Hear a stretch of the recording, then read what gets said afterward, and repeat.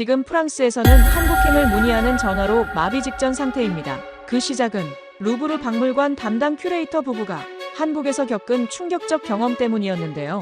사건 이전 그들은 프랑스 병원에서 인생을 무너뜨리는 말을 듣게 됩니다. 곧 죽을 건데 뭘 더 이상 합니까? 도대체 왜 이렇게 늦게 온 거예요? 연명은 가능하지만 회복은 불가능합니다. 보험사도 정부도 심지어 의사들마저 등을 돌린 순간 마지막으로 제시된 이름 하나, 대한민국 서울아산병원. 그들은 믿지 못했고 낯선 나라, 낯선 언어, 실패하면 모든 게 끝이라는 두려움. 하지만 그곳에서 그는 전혀 다른 말을 듣게 됩니다. 총력을 다해보겠습니다. 유럽이 포기한 생명을 끝까지 놓지 않은 나라. 의료가 아니라 철학으로 사람을 살린 병원.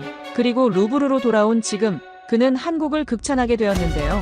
왜 세계가 이제 코리아를 말하기 시작했는지 지금부터 그 이야기를 시작합니다. 그 전에 구독과 좋아요로 응원해주세요. 또 어디서 듣고 계신지 알려주세요. 우리 대한민국 국민은 언제나 하나로 연결됩니다. 저는 파비앙입니다. 48살, 루브르 박물관에서 25년째 큐레이터로 일하고 있습니다. 제 손을 거쳐간 유물만 해도 수천 점이 넘습니다. 기원전 3000년 전 메소포타미아의 점토판부터 18세기 프랑스 왕실의 은제 식기까지 저는 인류 역사의 흔적들을 분류하고 기록하고 보존해왔습니다. 역사 앞에서 겸손해지는 법을 배웠고 시간 앞에서 인간이 얼마나 작은 존재인지도 알았습니다. 하지만 그 모든 지식과 경험이 아무 쓸모 없어지는 순간이 있었습니다. 바로 제 아내 클레르가 쓰러진 그날이었습니다. 2024년 5월 12일 오전 11시 클레르는 집 거실에서 넘어졌습니다. 처음엔 단순한 어지럼증이라고 생각했습니다. 하지만 그녀는 다시 일어나지 못했습니다. 팔다리에 힘이 들어가지 않았고 호흡이 가빠졌으며 눈동자가 초점을 잃었습니다. 구급차가 도착했을 때 클레르의 산소 포화도는 85%까지 떨어져 있었습니다. 응급실 의사는 침착한 목소리로 말했지만 그의 눈빛은 달랐습니다. 신경계 이상 소견이 보입니다. 정밀 검사가 필요합니다. 그때부터 시작된 싸움은 6개월 동안 이어졌습니다.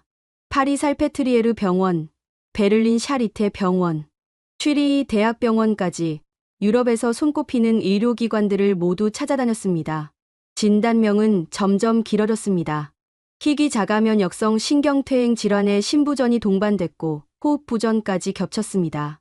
의사들은 저마다 다른 이름을 붙였지만 결론은 언제나 같았습니다. 치료법이 없습니다. 연명은 가능하지만 회복은 기대하기 어렵습니다. 가족과 함께 보내는 시간을 준비하시는 게 좋겠습니다. 저는 그 말들을 들으며 조금씩 무너졌습니다. 밤마다 클레르의 침대 옆에 앉아 그녀의 손을 잡았습니다. 그녀의 손은 점점 차갑고 가늘어졌습니다. 한때 피아노 건반을 자유롭게 누비던 손가락들은 이제 제 손가락 하나조차 제대로 감싸지 못했습니다. 그녀가 숨 쉬는 소리만이 어둠 속에서 들렸습니다.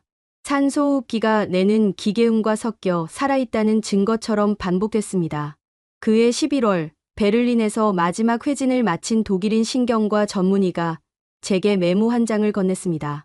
거기엔 영어로 짧게 적혀 있었습니다. 서울 아산 메디컬 센터, 대한민국. 그는 말했습니다. 제가 아는 한 이런 복합 사례를 다룰 수 있는 곳이 한 군데 더 있습니다. 하지만 보장은 못합니다. 저는 그 메모를 받아들고 멍하니 서 있었습니다. 대한민국이라니. 저는 그 나라에 대해 아는 게 거의 없었습니다. 루브르에 소장된 한국 유물 몇 점을 다뤄본 적은 있었지만 그게 전부였습니다. 유럽 밖의 병원이라는 것 자체가 낯설었고 무엇보다 두려웠습니다. 하지만 선택지는 없었습니다. 프랑스 병원들은 더 이상 적극적인 치료를 권하지 않았고 보험회사는 추가 치료비 지원을 거부했습니다. 저는 프랑스 대사관에 연락했습니다. 담당 직원은 조심스럽게 말했습니다. 한국 의료 수준은 높다고 알고 있습니다만 이런 중증 케이스를 해외에서 치료받으시는 건 위험 부담이 큽니다. 만약 상태가 악화되면 송환 자체가 불가능할 수도 있습니다. 보험사 직원은 더 직접적이었습니다. 저희는 한국 병원 치료비를 보장하지 않습니다. 모든 비용은 본인 부담입니다. 가족들은 반대했습니다. 클레르의 어머니는 울먹이며 말했습니다. 파비앙, 클레르를 파리에 두고 가야지. 낯선 땅에서 그 아이가 어떻게 견디겠니? 저도 알았습니다. 이건 합리적인 선택이 아니라는 걸. 하지만 저는 포기할 수 없었습니다. 클레르가 제게 속삭이던 그 말들이 자꾸만 귓가에 맴돌았습니다. 여보, 나 아직 살고 싶어. 조금만 더 당신 곁에 있고 싶어. 2025년 1월 5일, 저는 클레르와 함께 인천행 비행기에 올랐습니다. 산소호흡기를 착용한 채 의료진 2명이 동행했고, 기내에는 간이 응급장비까지 실렸습니다. 13시간 동안 저는 한 번도 잠들지 못했습니다. 클레르의 호흡을 지켜보고 맥박을 확인하고 그녀의 손을 잡고 있었습니다. 비행기 창밖으로 구름이 흘러갔고 시간이 흘렀고 세상이 바뀌어갔습니다. 인천공항에 도착했을 때는 새벽 5시 반이었습니다. 공항 의료진이 대기하고 있었고 구급차가 준비돼 있었습니다. 한국인 간호사가 유창한 영어로 말했습니다. 서울 아산병원까지 약 50분 소요됩니다. 이동 중 상태 변화 있으면 바로 알려주세요. 구급차가 출발했습니다. 차창 밖으로 낯선 도시의 불빛들이 스쳐 지나갔습니다. 한글로 쓰인 간판들, 높은 아파트 건물들, 이른 새벽인데도 환하게 밝혀진 거리들. 모든 게 낯설었지만 이상하게도 두렵지는 않았습니다. 오전 7시 10분, 구급차가 서울 아산병원 응급실 입구에 멈춰섰습니다. 문이 열리고 하얀 불빛이 쏟아져 들어왔습니다. 그 순간 저는 처음으로 다시 숨을 쉬었습니다. 정말로 숨을 쉬었습니다. 서울 아산병원 응급실은 제가 상상했던 것과 달랐습니다. 조용했습니다. 유럽 병원들처럼 복도에 환자들이 줄지어 누워있지도 않았고 의료진이 뛰어다니며 소리치지도 않았습니다. 모든 게 정확하게, 빠르게, 그러면서도 침착하게 움직였습니다. 클레르가 응급실 침대에 옮겨지는 순간부터 6명의 의료진이 동시에 움직였습니다. 누군가는 혈압을 재고, 누군가는 산소 포화도를 확인하고, 누군가는 정맥 주사를 준비했습니다. 응급의학과 당직 전문의가 제게 다가왔습니다. 40대 초반쯤 되어 보이는 남자였습니다. 그는 영어로 말했습니다. 중환자의학과에 이미 연락했습니다. 10분 안에 전문의가 내려옵니다. 정확히 9분 뒤 엘리베이터 문이 열리고 한 무리의 의료진이 내려왔습니다. 맨 앞에 선 사람은 50대 중반쯤 되어 보이는 여자 의사였습니다. 그녀는 클레르의 차트를 받아들고 빠르게 훑어본 뒤 저를 똑바로 쳐다봤습니다. 중환자의학과 박선영입니다. 지금부터 중환자실로 올라갑니다. 보호자는 3층 대기실로 가세요. 저는 고개를 끄덕였습니다. 클레르가 실려 올라가는 모습을 지켜봤습니다. 엘리베이터 문이 닫히고 저는 혼자 남았습니다. 텅 빈 복도에 서서 저는 처음으로 제 몸이 떨리고 있다는 걸 느꼈습니다. 3층 중환자실, 대기실은 작았습니다. 플라스틱 의자 10개가 전부였고 창문 너머로 겨울 아침 하늘이 보였습니다. 저는 그곳에서 4시간을 기다렸습니다. 커피를 마셨지만 맛을 느낄 수 없었고 핸드폰을 들여다봤지만 글자가 눈에 들어오지 않았습니다. 오전 11시가 넘어서야 박선영 교수가 대기실 문을 열고 들어왔습니다. 연애 가능합니다. 15분만 허락됩니다. 중환자실 문을 지나 안으로 들어갔을 때 저는 숨이 막혔습니다. 클레르는 침대에 누워 있었고 온몸에 선들이 연결돼 있었습니다. 심전도 모니터, 산소 포화도 측정기, 정맥 주사 라인 3개, 소변줄까지. 그녀의 얼굴은 창백했고 눈은 감겨 있었습니다. 저는 그녀의 침대 옆에 섰습니다. 손을 잡았습니다. 여전히 차가웠습니다. 클레르. 제 목소리가 떨렸습니다. 그녀는 눈을 뜨지 못했습니다. 다만 손가락이 아주 조금, 정말 조금 움직였습니다. 그게 전부였습니다. 15분이 지나고 저는 다시 대기실로 나왔습니다. 그날 오후 프랑스 대사관 직원이 찾아왔습니다. 30대 후반쯤 되어 보이는 여자 직원이었습니다. 그녀는 정중하게 말했습니다. 파비앙 씨, 대사관에서 상황을 파악하고 있습니다. 혹시 귀국 계획은 세우고 계신가요? 저는 고개를 저었습니다. 아직은 아닙니다. 그녀는 잠시 망설이다가 조심스럽게 말을 이었습니다. 솔직히 말씀드리면 지금이라도 귀국을 고려하시는 게 나을 수도 있습니다. 만약 여기서 상태가 더 악화되면 이송 자체가 불가능해질 수 있습니다. 그리고 그녀는 말을 멈췄습니다. 그리고 보험 문제도 있습니다. 프랑스 보험사에서 한국 치료비 지급을 거부했다는 통보를 받으셨을 겁니다. 여기서 발생하는 모든 비용은 전액 본인 부담입니다. 중환자실 하루 비용만 해도 저는 그녀의 말을 끊었습니다.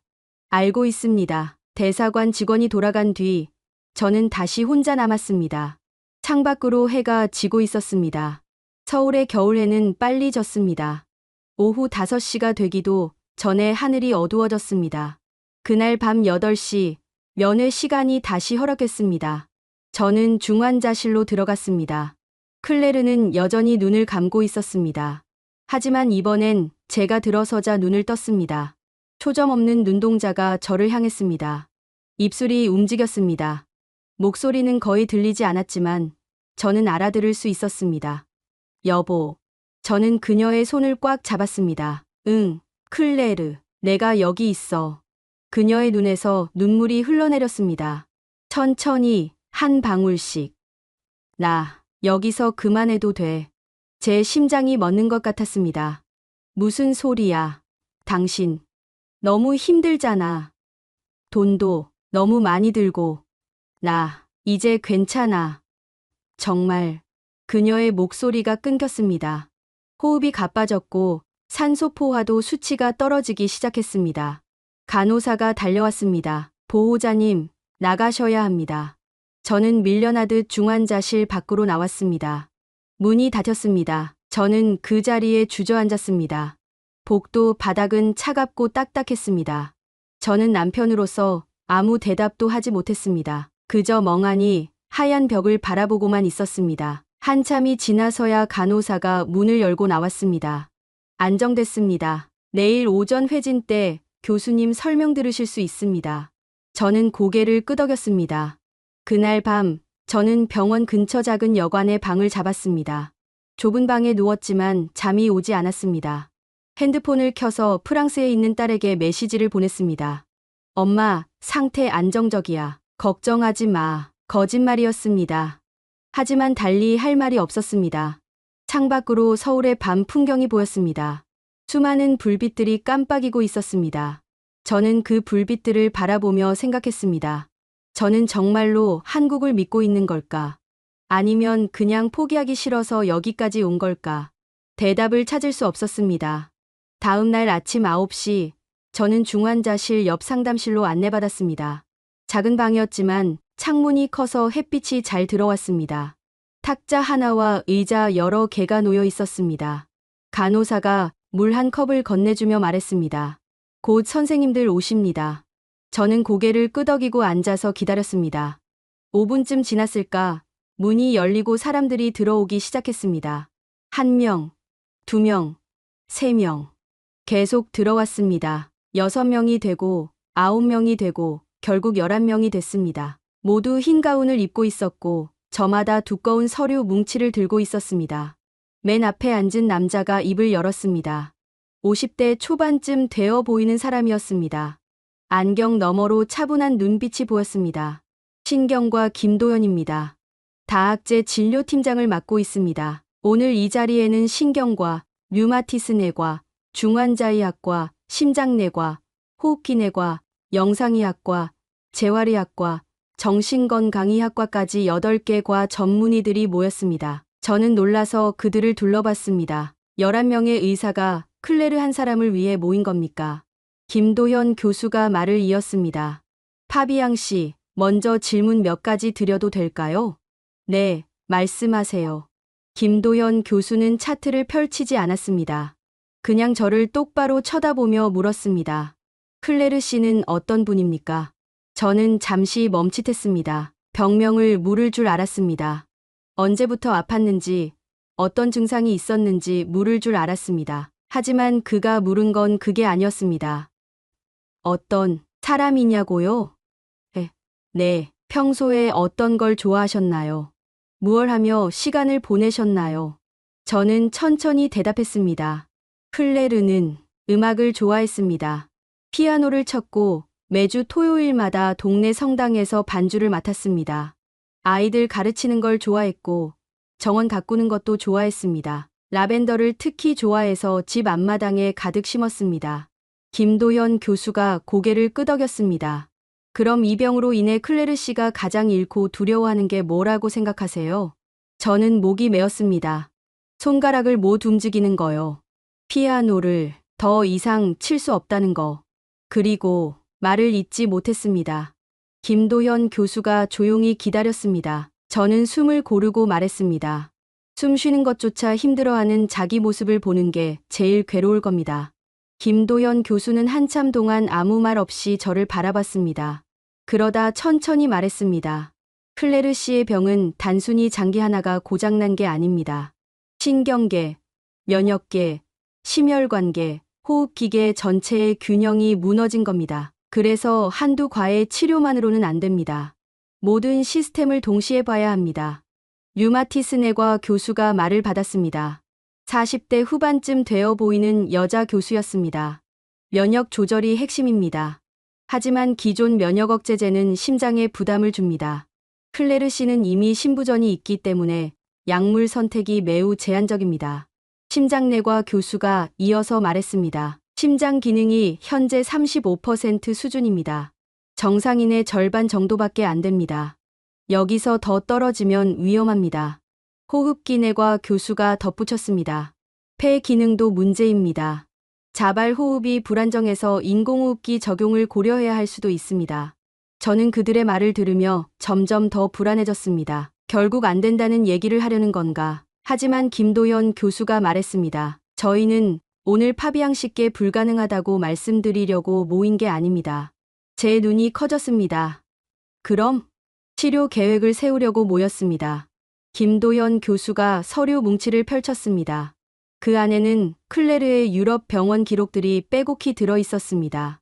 프랑스어, 독일어, 영어로 된 진단서들, 검사 결과들, 영상 자료들. 김도현 교수는 그중 한 장을 꺼내 탁자 위에 올려놓았습니다. 파비앙 씨, 이거 보이시죠? 저는 고개를 끄덕였습니다. 베를린 병원에서 찍은 뇌 MRI 영상이었습니다. 여기, 이 부분 보세요. 김도현 교수가 영상의 한 부분을 가리켰습니다. 미세한 염증 반응이 보입니다. 유럽 병원에서는 이걸 단순 부종으로 판단했습니다. 하지만 저희가 보기엔 이게 핵심입니다. 이 염증이 신경 신호 전달을 방해하고 있습니다. 영상의학과 교수가 다른 영상을 꺼냈습니다. 그리고 이건 심장 MRI입니다. 좌심실 벽 두께가 불균일합니다. 이것도 놓친 부분입니다. 저는 숨을 죽이고 들었습니다. 그러니까 진단이 잘못됐다는 말씀이신가요? 김도현 교수가 고개를 저었습니다. 진단이 틀렸다기보다는 불완전했다고 보는 게 맞습니다. 클레르 씨의 병은 여러 질환이 복합적으로 얽혀 있습니다. 한 가지만 보면 답이 안 나옵니다. 류마티스네과 교수가 말했습니다. 그래서 저희는 새로운 치료 프로토콜을 제안합니다. 먼저 면역 조절 치료를 시작하되 기존 약물이 아닌 생물학적 제재를 씁니다. 심장 부담을 최소화하면서 면역 반응을 조절할 수 있습니다. 심장내과 교수가 이었습니다. 동시에 심장 기능 회복을 위한 약물 치료를 병행합니다. 그리고 필요하다면 보조 장치 삽입도 고려합니다. 재활의학과 교수가 말했습니다. 그리고 가능한 한 빨리 재활을 시작합니다. 근육이 더 약해지기 전에 움직여야 합니다. 저는 그들을 번갈아 보며 물었습니다. 그럼 나을 수 있다는 말씀이신가요? 김도현 교수가 잠시 침묵했습니다. 그리고 천천히 말했습니다. 장담은 못합니다. 하지만 시도할 가치는 충분합니다. 그 순간 저는 깨달았습니다. 이 사람들은 클레르를 포기하지 않았습니다. 유럽 병원들이 불가능하다고 말할 때 이 사람들은 여전히 가능성을 찾고 있었습니다. 같은 데이터를 보면서도 완전히 다른 결론을 내리고 있었습니다. 회의는 1시간 넘게 이어졌습니다. 11명의 의사들이 돌아가며 의견을 냈고 토론했고 계획을 세웠습니다. 저는 그저 듣기만 했습니다. 이해되지 않는 의학 용어들이 쏟아졌지만 한 가지는 분명히 느낄 수 있었습니다. 이 사람들은 진심이었습니다. 회의가 끝나고 김도현 교수가 저에게 말했습니다. 내일부터 치료 시작합니다. 일주일 정도 지켜본 뒤 다시 평가하겠습니다. 저는 떨리는 목소리로 물었습니다. 감사합니다. 정말 감사합니다. 김도현 교수는 고개를 끄덕였습니다. 클레르 씨를 위해 최선을 다하겠습니다. 그들이 상담실을 나간 뒤 저는 한참 동안 그 자리에 앉아 있었습니다. 창밖으로 겨울 햇살이 들어왔습니다. 따뜻했습니다. 오랜만에 느껴보는 따뜻함이었습니다. 치료가 시작된 지 사흘째 되던 날, 클레르의 상태는 조금씩 안정되는 것처럼 보였습니다. 산소 포화도가 90% 위로 올라갔고 혈압도 정상 범위를 유지했습니다. 면회 시간마다 저는 중환자실로 들어가 그녀의 손을 잡았습니다. 그녀는 여전히 말을 많이 하지 못했지만 가끔 제 손을 약하게 쥐어주곤 했습니다. 그게 전부였지만 저에게는 충분했습니다. 하지만 일주일째 되던 날 새벽, 모든 게 무너졌습니다. 그날 밤 저는 여관방에서 잠들어 있었습니다. 새벽 3시 40분, 핸드폰이 울렸습니다. 병원에서 걸려온 전화였습니다. 간호사의 목소리가 들렸습니다. 보호자님, 지금 바로 병원으로 오셔야 합니다. 저는 옷도 제대로 챙겨 입지 못하고 뛰쳐나갔습니다. 한겨울 새벽 공기가 얼굴을 찔렀습니다. 택시를 잡아 타고 병원으로 향했습니다. 기사님이 물었습니다. 응급이신가요? 네, 아내가. 더 이상 말할 수 없었습니다. 택시는 텅 빈 도로를 달렸습니다. 신호등이 바뀌고 건물들이 스쳐 지나갔습니다. 15분이 영원처럼 느껴졌습니다. 병원에 도착해 중환자실로 뛰어 올라갔습니다. 복도에서부터 경보음이 들렸습니다. 삐, 삐, 삐. 규칙적이면서도 날카로운 소리. 중환자실 문 앞에는 의료진 여러 명이 서 있었습니다. 박선영 교수가 저를 보더니 말했습니다. 지금 응급처치 중입니다. 잠시만 기다려주세요. 무슨 일입니까? 아내가 어떻게 된 겁니까? 산소 포화도와 혈압이 급격히 떨어졌습니다. 지금 안정화 시도 중입니다. 저는 유리창 너머로 안을 들여다봤습니다. 클레르의 침대 주변에 5명의 의료진이 둘러서 있었습니다. 누군가는 약물을 주입하고, 누군가는 모니터를 확인하고, 누군가는 산소 마스크를 조절했습니다. 클레르의 얼굴은 보이지 않았습니다. 사람들에 가려져 있었습니다. 30분이 지났습니다. 경보음이 멈췄습니다. 의료진들이 하나씩 물러났습니다. 박선영 교수가 중환자실 밖으로 나왔습니다. 그녀의 이마에 땀이 맺혀 있었습니다. 일단 안정됐습니다. 저는 안도의 한숨을 쉬었습니다. 하지만 상태가 좋지 않습니다.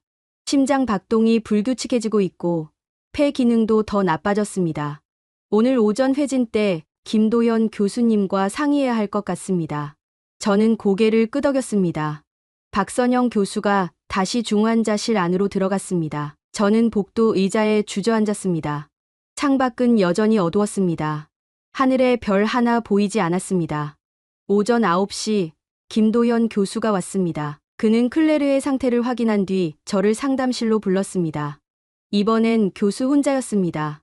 그가 앉으며 말했습니다. 상태가 예상보다 빠르게 악화되고 있습니다. 그게 무슨 뜻입니까? 치료에 대한 반응이 좋지 않습니다. 면역 조절 치료를 시작했는데 오히려 심장에 부담이 가는 것 같습니다. 저는 숨이 막혔습니다. 그럼 어떻게 해야 합니까? 김도현 교수는 한참 동안 말이 없었습니다. 그는 창밖을 바라보다가 천천히 입을 열었습니다. 2가지 선택지가 있습니다.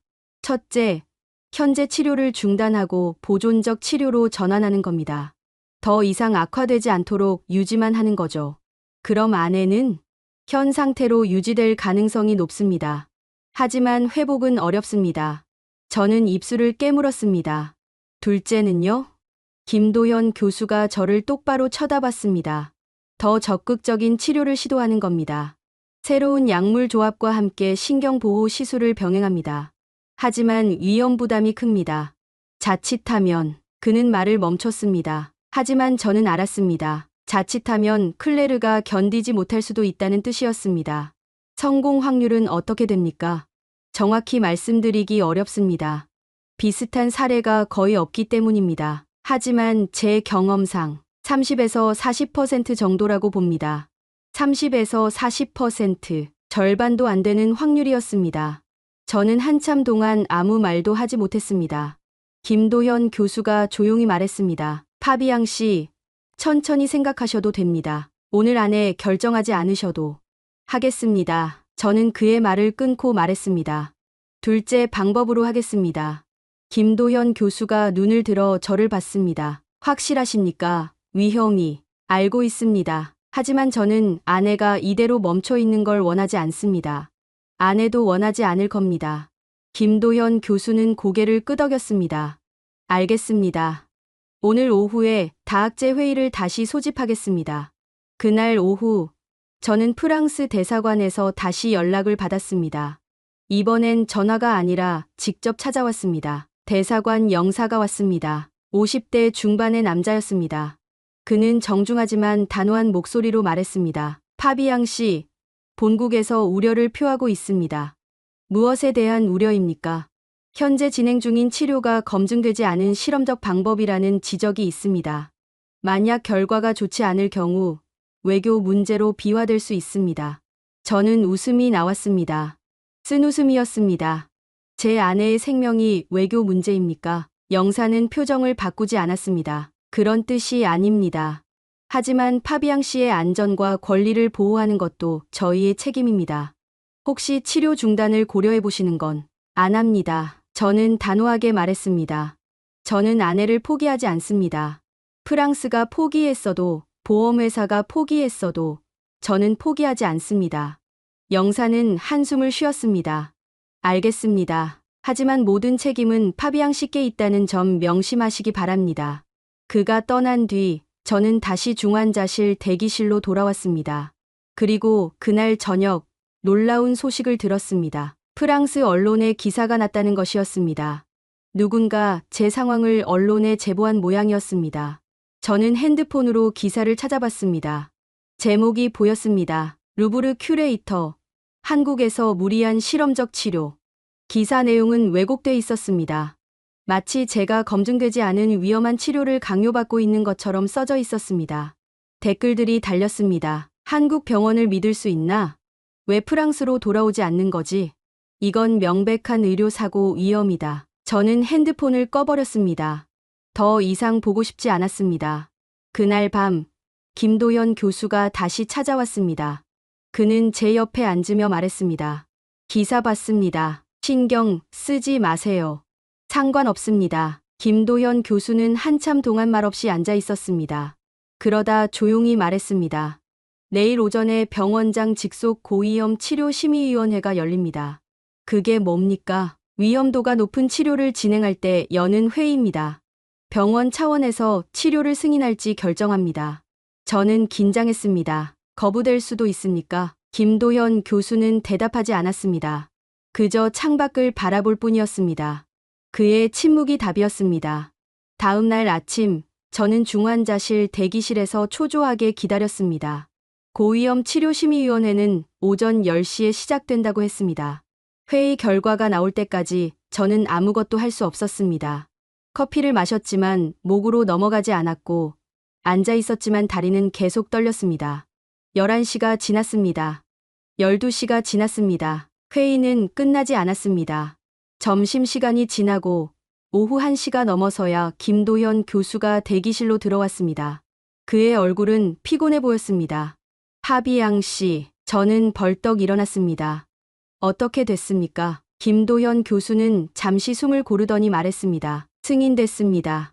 저는 그 자리에 주저앉을 뻔했습니다. 다리에 힘이 풀렸습니다. 정말입니까? 네. 오늘 오후부터 새로운 치료 프로토콜을 시작합니다. 저는 눈물이 나오려는 걸 참았습니다. 감사합니다. 정말. 어떻게 감사를 드려야 할지. 김도현 교수가 손을 들어 제 말을 막았습니다. 아직 시작도 안 했습니다. 앞으로가 더 힘듭니다. 알고 있습니다. 김도현 교수는 제 어깨를 가볍게 두드렸습니다. 클레르 씨, 강한 분입니다. 끝까지 버텨주실 겁니다. 그가 돌아서서 나가려는데 저는 물었습니다. 교수님, 왜 그러십니까? 김도현 교수가 걸음을 멈췄습니다. 뭐가요? 왜 이렇게까지 해주십니까? 위험을 감수하면서까지요. 만약 실패하면 교수님께도 문제가 생길 텐데. 김도현 교수는 돌아서서 저를 봤습니다. 그리고 조용히 말했습니다. 의사는 두 가지 선택을 합니다. 안 된다고 일찍 말하거나 될 때까지 해보거나 저는 후자를 택했을 뿐입니다. 그는 문을 열고 나갔습니다. 저는 그 자리에 서서 한참 동안 그가 사라진 복도를 바라봤습니다. 오후 3시 치료가 시작됐습니다. 저는 중환자실 밖에서 기다렸습니다. 새로운 약물이 투여되고 신경보호 시술이 진행됐습니다. 시술은 4시간 넘게 걸렸습니다. 그 시간 동안 저는 한 발짝도 움직이지 않았습니다. 복도 의자에 앉아 중환자실 문만 바라봤습니다. 저녁 7시가 넘어서 박선영 교수가 나왔습니다. 시술 끝났습니다. 일단 안정적입니다. 면회 가능합니까? 아직은 안 됩니다. 내일 아침까지 집중 관찰이 필요합니다. 저는 고개를 끄덕였습니다. 박선영 교수가 말했습니다. 보호자님도 좀 쉬셔야 합니다. 제대로 주무신 게 언제입니까? 괜찮습니다. 괜찮지 않습니다. 클레르 씨가 깨어났을 때 보호자님이 쓰러져 있으면 안 되잖아요. 그녀의 말이 맞았습니다. 저는 며칠째 제대로 먹지도 자지도 못했습니다. 몸이 한계에 다다르고 있었습니다. 알겠습니다. 잠깐 나갔다 오겠습니다. 저는 병원 밖으로 나왔습니다. 저녁 공기가 차가웠습니다. 병원 근처 작은 식당으로 들어갔습니다. 한식당이었습니다. 메뉴를 볼 줄 몰라 그냥 주인에게 손짓했습니다. 하나 주세요. 주인 아주머니가 웃으며 말했습니다. 된장찌개 드릴게요. 얼마 뒤 음식이 나왔습니다. 된장찌개와 밥, 그리고 여러 가지 반찬들. 저는 숟가락을 들었습니다. 첫 술을 떴을 때 뜨거운 국물이 입안에 퍼졌습니다. 짭짤하고 구수한 맛이었습니다. 그 순간 눈물이 났습니다. 왜 우는지 저도 모르겠습니다. 그냥 눈물이 났습니다. 주인 아주머니가 다가와 물수건을 건네주며 말했습니다. 괜찮아요? 저는 고개를 끄덕였습니다. 네, 괜찮습니다. 맛있습니다. 천천히 드세요. 저는 밥을 다 먹었습니다. 그리고 계산을 하려는데 주인 아주머니가 손을 저었습니다. 됐어요. 그냥 가세요. 아니, 그럴 순 없습니다. 병원 가는 거 맞죠? 환자 있으시죠? 저는 놀라서 아주머니를 봤습니다. 어떻게, 보면 알아요. 힘내세요. 다 잘 될 거예요. 아주머니는 그렇게 말하고 주방으로 들어갔습니다. 저는 한참 동안 그 자리에 서 있었습니다. 그리고 천천히 밖으로 나왔습니다. 병원으로 돌아오는 길에 작은 편의점에 들렀습니다. 물을 사려고 했습니다. 계산대에 서 있는데 옆에 있던 할머니가 제게 말을 걸었습니다. 한국어였지만 몸짓으로 알 수 있었습니다. 외국인이냐고 묻는 것 같았습니다. 네, 프랑스에서 왔습니다. 할머니는 알아듣지 못했습니다. 하지만 웃으며 고개를 끄덕였습니다.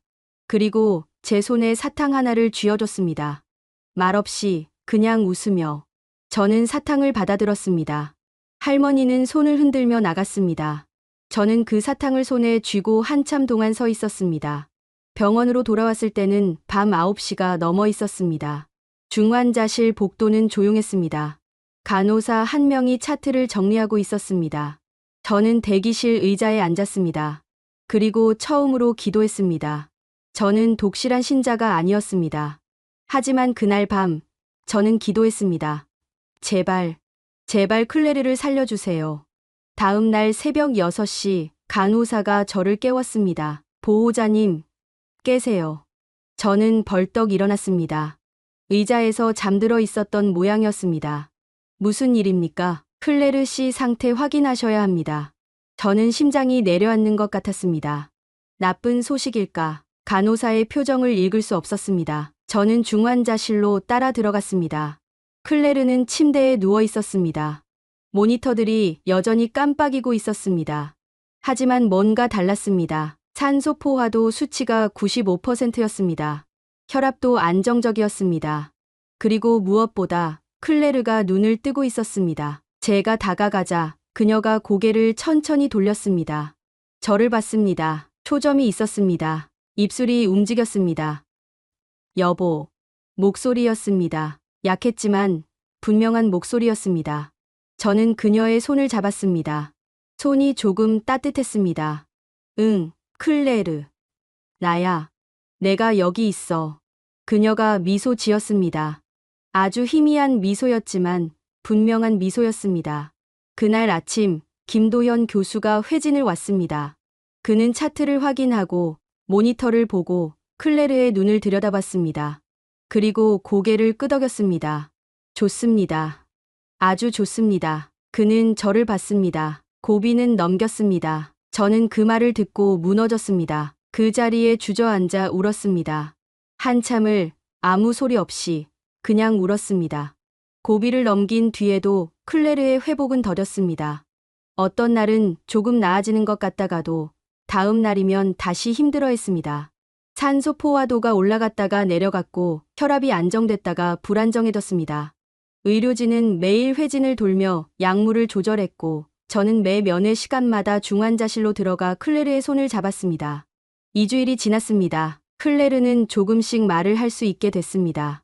처음엔 단어 하나, 두 개였습니다. 물, 아파, 고마워. 그러다 짧은 문장이 됐습니다. 여보, 오늘 기분 좋아. 밖에 날씨 어때? 저는 그 한마디 한마디가 기적처럼 느껴졌습니다. 하지만 3주째 되던 날 밤, 상황이 다시 나빠졌습니다. 그날 저녁 8시쯤이었습니다. 저는 중환자실 대기실에서 책을 읽고 있었습니다. 프랑스에서 가져온 책이었지만 글자가 눈에 들어오지 않았습니다. 그때 간호사가 급하게 뛰어왔습니다. 보호자님, 클레르 씨 심박수가 불안정합니다. 저는 책을 내던지고 일어났습니다. 중환자실 유리창 너머로 보니 의료진이 다시 모여들고 있었습니다. 모니터에서 경보음이 울렸습니다. 삐, 삐, 삐, 삐, 삐. 규칙이 깨진 소리였습니다. 박선영 교수가 뛰어왔습니다. 그녀는 중환자실 안으로 들어가며 지시했습니다. 심전도 다시 찍고 응급 약물 준비. 저는 유리창에 손을 대고 안을 들여다봤습니다. 클레르의 얼굴이 보였습니다. 눈을 감고 있었습니다. 창백했습니다. 의료진이 그녀를 둘러싸고 있었습니다. 10분이 지났습니다. 20분이 지났습니다. 경보음은 계속 울렸습니다. 저는 그 자리에서 움직일 수 없었습니다.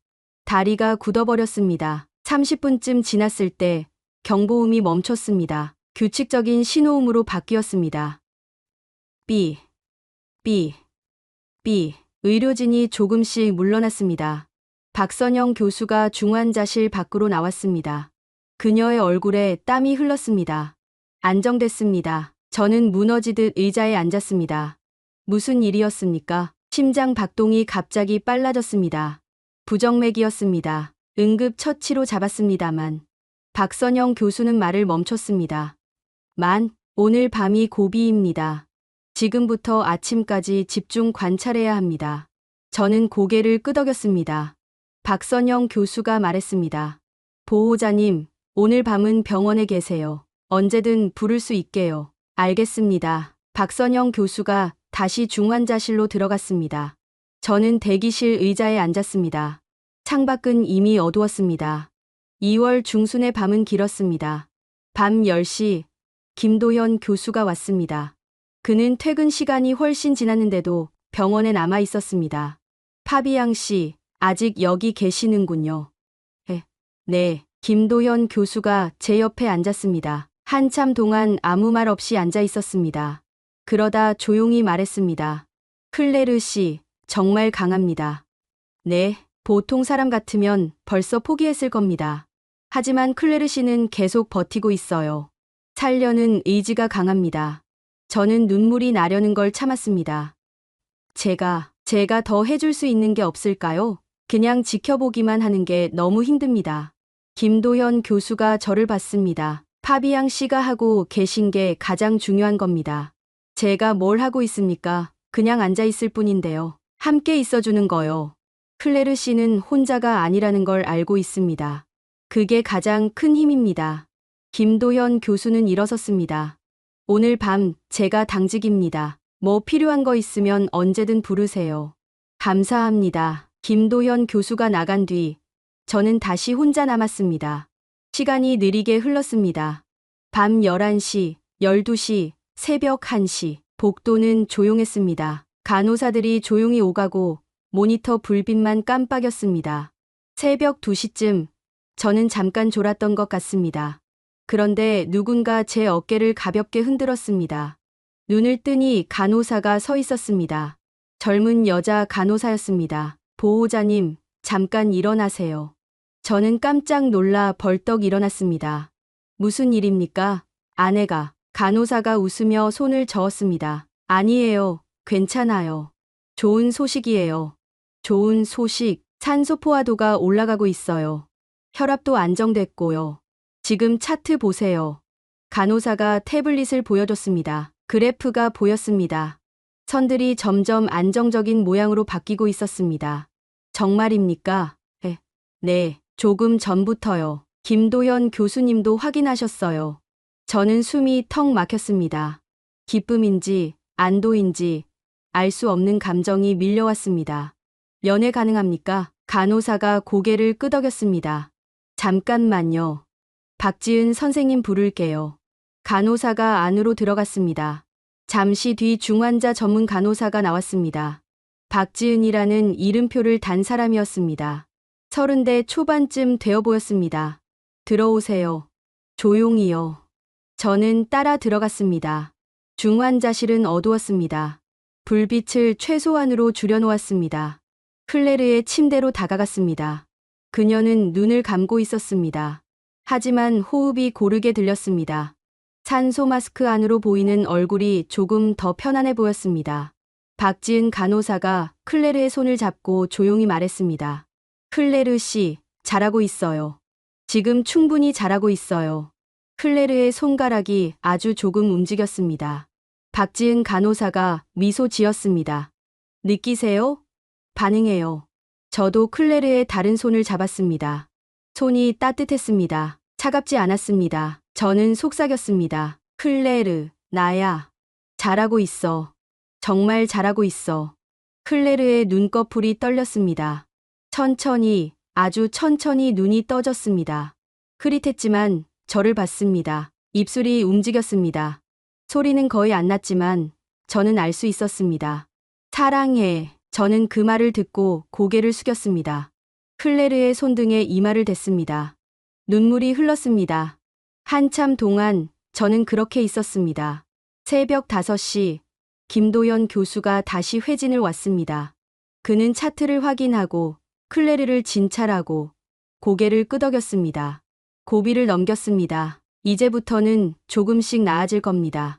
저는 물었습니다. 정말입니까? 네. 클레르 씨 몸이 치료에 반응하기 시작했습니다. 시간이 걸리겠지만 회복될 겁니다. 그날 이후 클레르는 하루에 한 번씩 조금씩 나아지기 시작했습니다. 산소 포화도가 안정됐고 혈압이 정상 범위로 돌아왔고 심장 박동이 규칙적이 됐습니다. 일주일 뒤에는 산소 마스크를 벗었습니다. 2주일 뒤에는 혼자 물을 마셨습니다. 3주일 뒤에는 침대에 앉을 수 있었습니다. 그 과정을 지켜보는 동안 저는 한국 의료진의 모습을 봤습니다. 그들은 화려하게 말하지 않았습니다. 극적으로 행동하지도 않았습니다. 그저 묵묵히 매일 클레르 곁을 지켰습니다. 박지은 간호사는 새벽 3시에도 클레르의 손을 잡아줬습니다. 김도현 교수는 주말에도 회진을 왔습니다. 박선영 교수는 밤늦게까지 중환자실을 지켰습니다. 저는 그들에게 물었습니다. 왜 이렇게까지 해주십니까? 그들은 대답하지 않았습니다. 그저 미소 지을 뿐이었습니다. 중환자실을 벗어난 지 2주일이 지났습니다. 그녀는 이제 혼자서 걸을 수 있었습니다.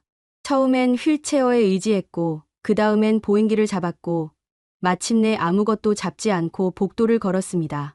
느렸지만 분명히 걸었습니다.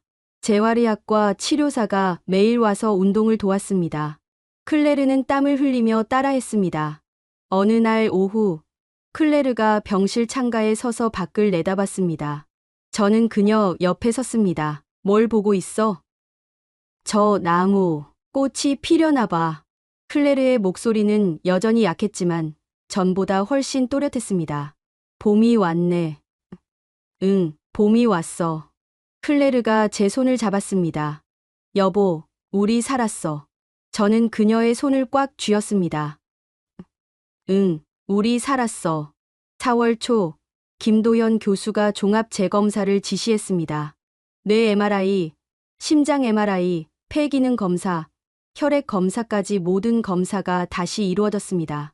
이틀에 걸쳐 검사가 진행됐고 결과가 나오기까지 일주일이 걸렸습니다. 4월 11일 오전 저는 김도연 교수 진료실로 불려갔습니다. 클레르도 함께였습니다. 그녀는 제 팔을 잡고 천천히 걸었습니다. 진료실 문을 열고 들어가니 김도연 교수 혼자 앉아 있었습니다. 책상 위에 두꺼운 서류 뭉치가 놓여 있었습니다. 앉으세요. 우리는 앉았습니다. 김도연 교수는 서류를 펼쳤습니다. 한참 동안 들여다봤습니다. 저는 심장이 터질 것 같았습니다. 클레르의 손이 떨렸습니다. 저는 그녀의 손을 꽉 잡았습니다. 김도연 교수가 고개를 들었습니다. 그리고 짧게 말했습니다. 완치 판정입니다. 저는 숨이 멎었습니다. 뭐라고 하셨습니까? 완치입니다. 신경염증 사라졌고 심장 기능 정상 범위로 회복됐고 폐 기능도 문제 없습니다. 면역 수치도 안정적입니다. 클레르가 제 손을 꽉 쥐었습니다. 저는 그녀를 봤습니다. 그녀의 눈에서 눈물이 흘러내렸습니다. 정말입니까? 정말 완치입니까? 김도연 교수가 고개를 끄덕였습니다. 네, 더 이상 치료 필요 없습니다. 퇴원 가능합니다. 저는 그 자리에서 무너졌습니다. 의자에서 미끄러져 내려 바닥에 무릎을 꿇었습니다. 소리 없이 울었습니다. 클레르도 울었습니다. 우리는 한참 동안 그렇게 있었습니다. 김도연 교수는 말없이 기다려줬습니다. 한참이 지나서야 저는 고개를 들었습니다. 감사합니다. 정말 어떻게 감사를 드려야 할지. 김도연 교수가 손을 저었습니다. 저희가 한 일일 뿐입니다. 아닙니다. 교수님이 아니었다면. 김도연 교수가 제 말을 끊었습니다. 클레르 씨가 잘 버텨주셨기 때문입니다.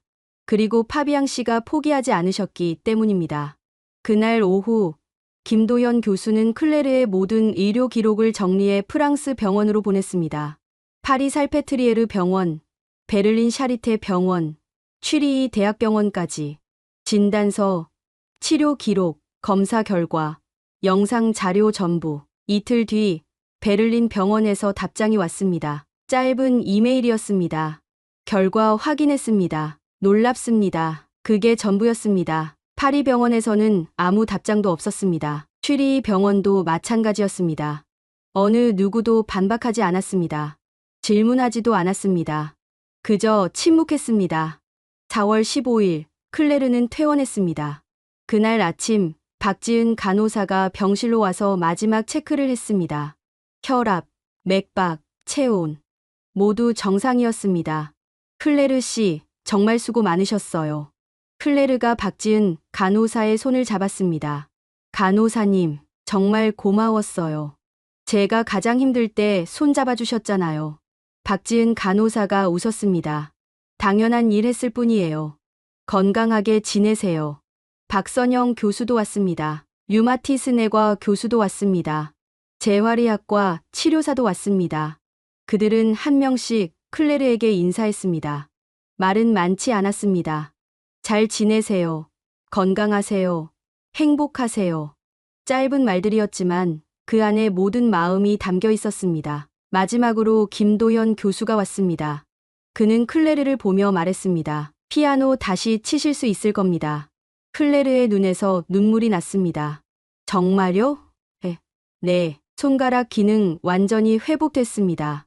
연습만 하시면 됩니다. 클레르가 자기 손을 내려다봤습니다. 손가락들을 천천히 움직여봤습니다. 5 손가락 모두 움직였습니다. 우리는 병원을 나왔습니다. 클레르는 제 팔을 잡고 천천히 걸었습니다. 병원 입구를 지나 주차장을 지나 정문을 나섰습니다. 바깥 공기가 따뜻했습니다. 4월의 햇살이 내려왔습니다. 클레르가 멈춰 섰습니다.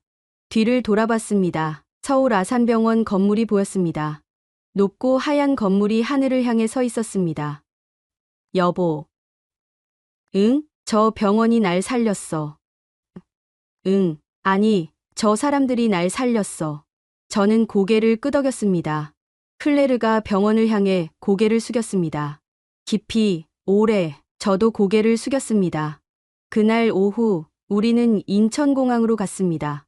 파리행 비행기 티켓이 있었습니다. 출국 수속을 마치고 게이트로 향했습니다. 클레르는 제 손을 잡고 걸었습니다. 더 이상 휠체어도 산소호흡기도 필요 없었습니다. 그냥 걸었습니다. 비행기에 올랐습니다. 좌석에 앉았습니다. 창밖으로 한국 땅이 보였습니다. 클레르가 창을 내다보며 말했습니다. 여보, 다시 올 거야. 응? 한국에 언젠가 다시 올 거야. 꼭. 저는 클레르의 손을 잡았습니다. 그래, 다시 오자. 비행기가 이륙했습니다. 한국이 점점 멀어졌습니다. 하지만 제 마음속에서 한국은 멀어지지 않았습니다. 오히려 더 가까워졌습니다. 파리로 돌아온 지 석 달이 지났습니다. 7월에 파리는 햇살이 강했습니다. 저는 다시 루브르 박물관으로 출근했고 클레르는 집에서 천천히 일상을 되찾아가고 있었습니다. 매일 아침 그녀는 피아노 앞에 앉았습니다. 처음엔 단순한 음계 연습부터 시작했습니다. 도레미파솔라시도. 손가락이 건반을 더듬었습니다. 서툴렀지만 소리가 났습니다. 한 달이 지나자 짧은 곡을 칠 수 있게 됐습니다. 2달이 지나자 예전에 치던 곡들을 다시 연주했습니다. 바흐, 모차르트, 쇼팽. 손가락이 기억하고 있었습니다. 그 소리를 들으며 저는 매번 눈물이 났습니다. 어느 토요일 오후, 저는 루브르 지하 수장고에서 일하고 있었습니다. 한국관 유물 재정리 작업이 예정돼 있었습니다. 오래된 작업이었지만 계속 미뤄졌던 일이었습니다. 이제는 제가 직접 하고 싶었습니다. 수장고 문을 열고 들어갔습니다.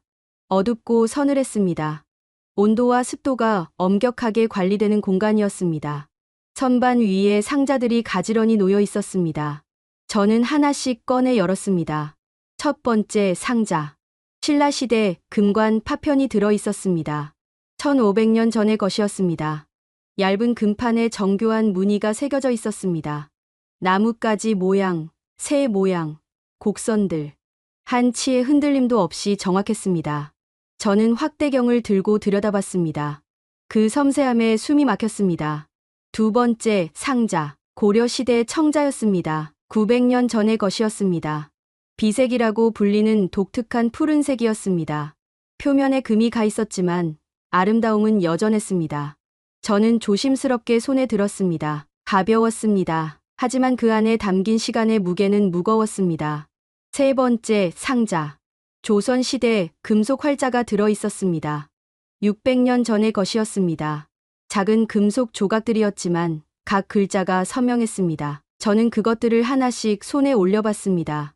이것들로 책을 만들었다는 게 놀라웠습니다. 유럽보다 200년이나 앞선 기술이었습니다. 저는 한참 동안 그 유물들을 들여다봤습니다. 그러다 문득 깨달았습니다. 이 정교함, 이 집요함, 이 완벽을 향한 집념. 서울 아산병원에서 본 것과 똑같았습니다. 김도현 교수가 클레르의 뇌 MRI를 들여다보던 모습. 미세한 염증 하나를 놓치지 않으려던 그 눈빛. 박지은 간호사가 새벽 3시에도 클레르의 손을 잡아주던 모습. 박선영 교수가 밤늦게까지 중환자실을 지키던 모습. 그 모든 것이 이 유물들을 만든 사람들의 정신과 닿아 있었습니다. 저는 책상에 앉아 노트를 꺼냈습니다. 그리고 쓰기 시작했습니다. 한국은 단순히 의료 기술이 발달한 나라가 아니다. 한국은 사람을 끝까지 포기하지 않는 민족이다. 그 정신은 1500년 전 금관을 만들던 장인에게도 있었고 900년 전 청자를 빚던 도공에게도 있었고 600년 전 활자를 만들던 기술자에게도 있었다. 그리고 지금 21세기 서울의 병원에도 있다. 저는 펜을 멈추고 창밖을 내다봤습니다. 파리의 하늘이 보였습니다. 하지만 제 마음은 서울에 있었습니다. 그날 저녁 집으로 돌아왔을 때 클레르가 피아노를 치고 있었습니다. 슈베르트의 즉흥곡이었습니다. 예전에 그녀가 가장 좋아하던 곡이었습니다. 저는 문 앞에 서서 들었습니다. 연주가 끝나고 클레르가 돌아봤습니다. 들었어? 응, 완벽했어. 클레르가 웃었습니다. 아직 멀었어. 손가락이 예전만 못해. 나한텐 완벽해. 저는 그녀에게 다가가 안았습니다. 한참 동안 그렇게 있었습니다. 클레르가 속삭였습니다. 여보, 한국 생각나? 응, 매일. 나도 매일 생각나. 우리는 창밖을 내다봤습니다. 파리의 저녁이 깔리고 있었습니다. 하지만 우리 마음속엔 서울의 아침이 떠오르고 있었습니다. 며칠 뒤 저는 프랑스 의학 학술지 편집장에게 이메일을 보냈습니다. 클레르의 사례를 논문으로 발표하고 싶다는 내용이었습니다. 모든 의료 기록과 함께 서울 아산병원의 치료 과정을 상세히 담고 싶다고 했습니다. 편집장은 관심을 보였습니다. 하지만 조건이 있었습니다. 프랑스 의료진의 검증이 필요하다는 것이었습니다. 저는 동의했습니다. 일주일 뒤 파리 살페트리에르 병원의 신경과 전문의 3명이 클레르의 기록을 검토했습니다. 그들은 이틀에 걸쳐 모든 자료를 분석했습니다. 그리고 회의를 열었습니다. 저도 참석했습니다. 회의실에는 침묵이 흘렀습니다. 한참 뒤 가장 선임 교수가 입을 열었습니다. 놀랍습니다. 우리가 놓친 부분들이 보입니다. 다른 교수가 말했습니다. 진단 자체를 다시 봐야 할 것 같습니다. 한국 병원의 접근법이 맞았습니다. 세 번째 교수가 덧붙였습니다. 이건 단순한 치료 성공이 아닙니다. 완전히 새로운 프로토콜입니다. 그들은 논문 발표를 승인했습니다. 그리고 덧붙였습니다. 서울 아산병원과 공동 연구를 제안하는 게 어떻겠습니까? 저는 고개를 끄덕였습니다. 좋습니다. 제가 연결해 드리겠습니다.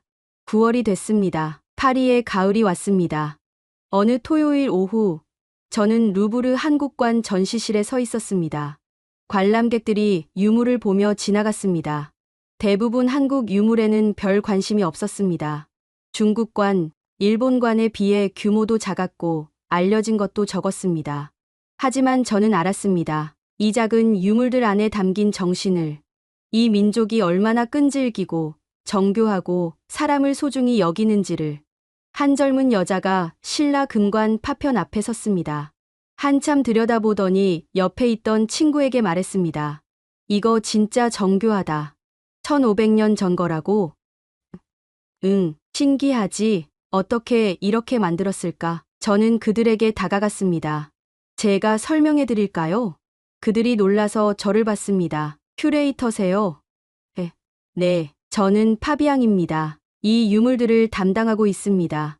저는 그들에게 한국 유물의 역사를 설명했습니다. 금관의 제작 기술, 청자의 비색, 금속 활자의 혁신성, 그리고 그 모든 것을 관통하는 정신, 완벽을 향한 집념, 사람을 향한 헌신. 한국은 작은 나라지만 위대한 나라입니다. 그들은 수천 년 동안 이런 정신을 지켜왔습니다. 그리고 지금도 지키고 있습니다. 젊은 여자가 물었습니다. 어떻게 그렇게 확신하세요? 저는 잠시 망설였습니다. 그리고 말했습니다. 제 아내의 생명을 한국이 살렸기 때문입니다. 그들이 눈을 크게 떴습니다. 저는 이야기했습니다. 클레르의 병, 유럽 병원들의 포기, 서울 아산병원에서의 기적. 그 모든 것을. 그들은 숨죽여 들었습니다. 이야기가 끝나자 젊은 여자가 말했습니다. 믿을 수 없어요. 정말 그런 일이 믿기 어렵죠.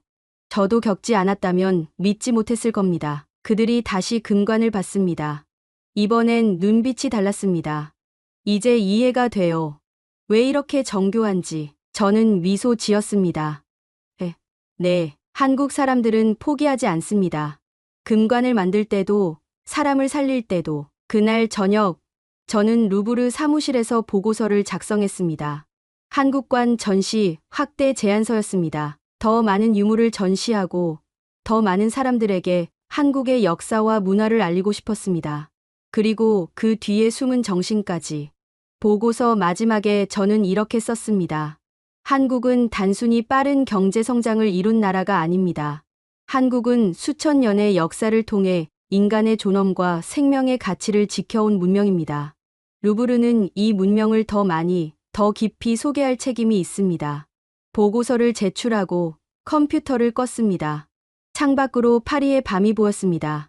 에펠탑에 불이 켜졌습니다. 아름다웠습니다. 하지만 제 마음속엔 서울 아산병원의 하얀 불빛이 더 환하게 빛나고 있었습니다. 집으로 돌아왔습니다. 클레르가 거실 소파에 앉아 책을 읽고 있었습니다. 저는 그녀 옆에 앉았습니다. 오늘 뭐 했어? 루브르에서 한국 이야기했어. 관람객들한테.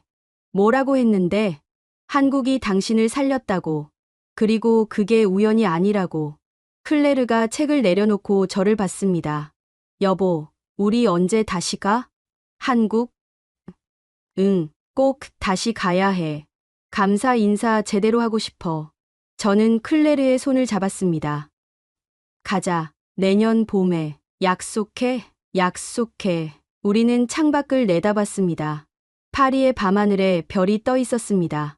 저는 생각했습니다. 저 별들 중 하나가 서울을 비추고 있겠지. 서울 아산병원을 비추고 있겠지. 지금도 누군가의 생명을 지키고 있는 사람들을 비추고 있겠지.